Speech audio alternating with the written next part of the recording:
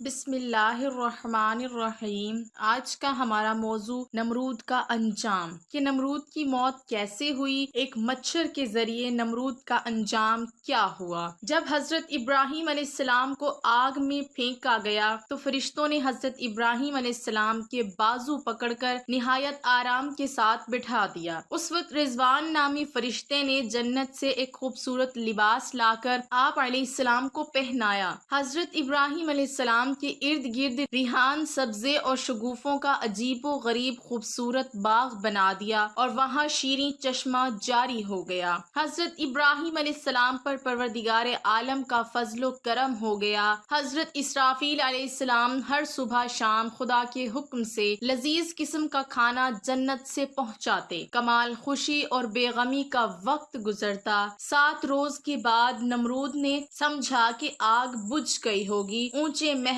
پر چڑھ کر روزانہ نمرود دیکھتا اور حضرت ابراہیم علیہ السلام کے زندہ رہنے سے خوف کرتا کہ اگر یہ اپنے خدا کی مدد سے زندہ نکلا تو مجھ پر اور ملک پر آفت آن پڑے گی، اور کبھی کبھی اپنے دل کا یہ ڈر اپنے ساتھیوں سے بیان کرتا۔ اس کے ساتھی اس کو تسلی دیتے کہ آگ میں سنگ مرمر بھی اگر ڈالا جائے تو وہ بھی پگھل جائے گا، کیونکہ آگ اتنی زیادہ شدید ہے۔ ایک دن نمرود نے بڑے غور سے اپنے محل پر سے دیکھا کہ حضرت ابراہیم علیہ السلام کے ارد گرد عمدہ گلستان ہے اور شیریں چشمہ وہاں جاری ہے۔ نمرود نہایت حیران ہوا، اضطراب اور پریشانی سے سرگرداں ہوا اور کہا، اے ابراہیم، تجھ پر اس آگ کو کس نے گلزار کر دیا؟ حضرت ابراہیم علیہ السلام نے جواب دیا کہ میرے پروردگار کا یہ ادنا سا اثر ہے۔ نمرود نے کہا، جس کی قدرت کا یہ ادنا اثر ہے، فی الحقیقت وہ بڑا پروردگار ہے۔ 40 یا 50 دن حضرت ابراہیم علیہ السلام اس گلزار میں رہے۔ آپ علیہ السلام فرماتے ہیں، ایسا خوشی کا وقت میں نے ساری زندگی دوبارہ کبھی نہیں دیکھا۔ اس کے بعد حضرت ابراہیم علیہ السلام اس راگ سے جو پہاڑ کے مانند تھا باہر نکل آئے۔ از سر نو نمرود کو وعظ اور نصیحت شروع کی۔ نمرود نے چند دن کی مہلت مانگ دی تو اس کے وزیر نے کہا، اتنی مدت تو نے خود خدائی کی ادب دوسرے کی بندگی اختیار کرتا ہے اور اپنے لیے شرمندگی اور رسوائی اختیار کرتا ہے۔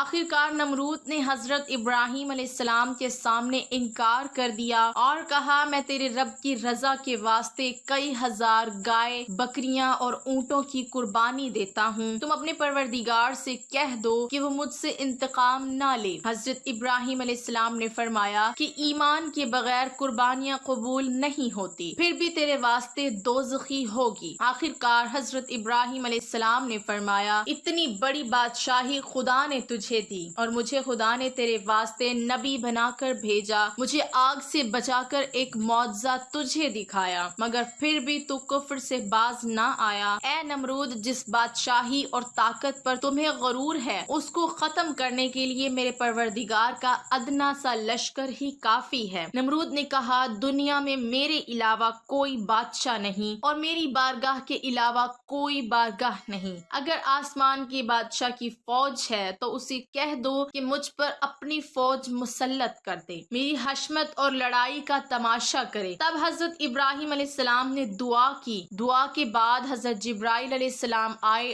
اور کہا، نمرود سے کہہ دو کہ ہماری فوج آ رہی ہے، تم تیاری کر لو۔ حضرت ابراہیم علیہ السلام نے نمرود کے سامنے اعلان جنگ کر دیا۔ نمرود نے 3 دن کی مہلت مانگی۔ ان دنوں میں اس نے لاکھوں کی فوج اکٹھی کی، طرح طرح کے ہتھیار اکٹھے کیے اور میدان میں جمع ہو گیا۔ چوتھے روز حضرت ابراہیم علیہ السلام تنہا نمرود کی فوج کے سامنے گئے تو ان لوگوں نے کہا، اے ابراہیم، آسمانی فوج کہاں ہے؟ فرمایا، اے نمرود، آسمانی فوج پہنچ رہی ہے۔ اتنے میں مچھروں کی فوج نمودار ہوئی، جس کی وجہ سے آفتاب کی روشنی چھپ گئی، آسمان پر اندھیرا چھا گیا۔ نمرود نے اعلان کر دیا اپنے فوجیوں کو کہ ناکارہ بجاؤ، لیکن مچھروں کی آواز لوگوں کے کانوں میں پہنچی تو لوگوں کے ہوش اڑ گئے۔ ہر چھوٹا بڑا ہیبت الہی سے ڈر گیا۔ ایک آدمی پر لاکھوں مچھر لپٹ گئے، ایک دم گوشت، پوست، خون وغیرہ ختم کر دیا، خالی ہڈیوں کے ڈھانچے رہ گئے۔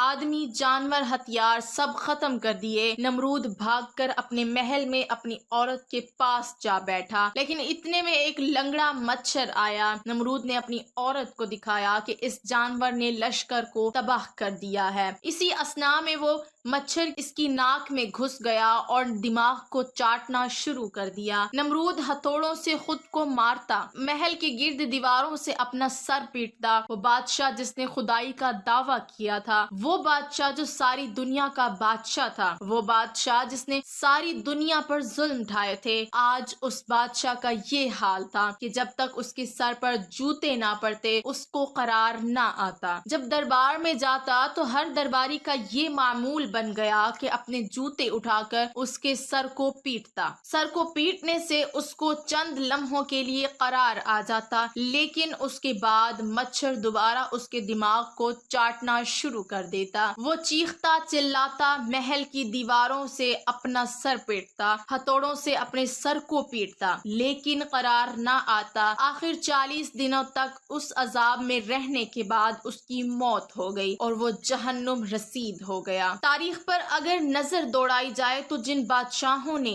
جن لوگوں نے، جن مغروروں نے اپنی طاقت میں مست خدا تعالیٰ کو للکارا، ان کا انجام فرعون اور نمرود جیسا ہوا۔ موجودہ دور پر نظر دوڑائی جائے تو اس دور میں بھی کافی نمرود اور فرعون موجود ہیں، لیکن وہ اس بات سے بالکل بے خبر ہیں کہ خدا تعالیٰ کی لاٹھی بے آواز ہے، لیکن اللہ تعالیٰ کی لاٹھی جب پڑتی ہے ہر اس بادشاہ کا جو اپنی طاقت میں بدمست، اس کا انجام فرعون اور نمرود جیسا ہوگا، اور انشاءاللہ ضرور ہوگا۔